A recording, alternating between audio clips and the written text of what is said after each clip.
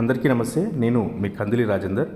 సంగారెడ్డి జిల్లా కలెక్టర్ వల్లూరు క్రాంతి గారు 2 రోజుల క్రితం సంగారెడ్డి మున్సిపాలిటీ అధికారులపై సీరియస్ అయ్యారు. జిల్లా కేంద్రంలో ఉన్న అధ్వాన పరిస్థితుల అంశమై ఆమె ఆగ్రహం వ్యక్తం చేశారు.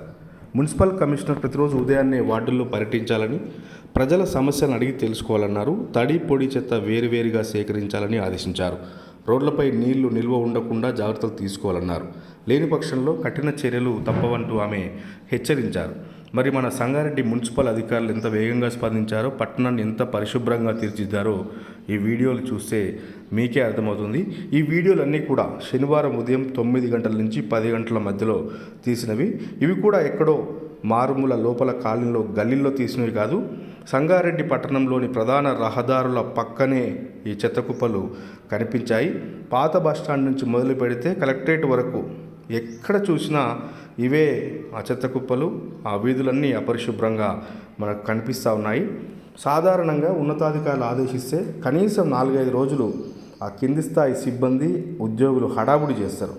ఆ తర్వాత అంతా మామూలైనట్లుగా మారిపోతారు. కానీ సంగారెడ్డి మున్సిపాలిటీ అధికారులు మాత్రం తాము ఆ పని కూడా చేయమని, తాము చాలా ప్రత్యేకమని చాటుకుంటున్నారు. కలెక్టర్ చెప్తే ఏంది, పోయి పని చేయాలన్నా, మా నిర్లక్ష్యం మాది అన్నట్లుగా వాళ్ళ వ్యవహార శైలి ఉంది.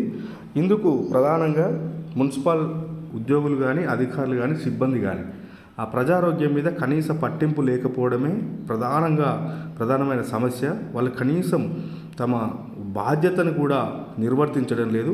దీనివల్లనే ఇలాంటి సమస్యలు ఉత్పన్నమవుతున్నాయి. చాలా చోట్ల కాలనీలలో వెళ్ళినప్పుడు మహిళలను అడిగితే ఇంటింటికి చెత్త సేకరణ జరగడం లేదని, కేవలం కొన్ని కాలనీలు, కొన్ని వార్డులలో మాత్రమే వాళ్ళు పర్యటిస్తున్నారని, ప్రతి ఇంటికి రావడం లేదని వాళ్ళు వివరించే ప్రయత్నం చేశారు.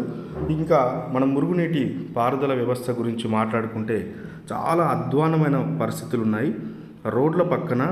రోడ్లపైన కాలనీల్లో ఎక్కడ చూసినా భారీ ఎత్తున మురుగునీరు ప్రవహిస్తూ ఉంది. అందులోనే చెత్త చెదారం కలిసిపోయి ఆ ప్రవాహంకి ఆటంకాలు ఏర్పడి ఆ రోడ్లన్నీ కూడా కంపుకొడుతున్న పరిస్థితి.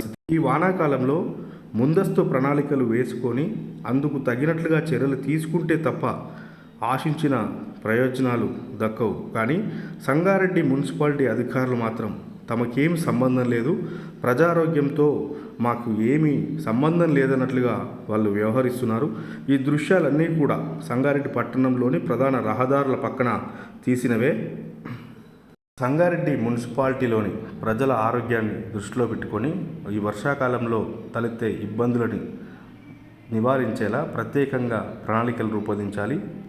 కలెక్టర్ గారు చెప్పినట్లు ప్రతిరోజు కమిషనర్తో పాటు సిబ్బంది కూడా తప్పకుండా వార్డుల్లో పర్యటించి పారిశుద్ధ్యాన్ని మెరుగుపరచకుంటే రానున్న రోజుల్లో ప్రజలకి తీవ్రమైన ఇబ్బందులు తలెత్తే అవకాశం ఉంటుంది. ఉన్నతాధికారులు మరోసారి ఈ అంశంపై దృష్టి సారించాలి.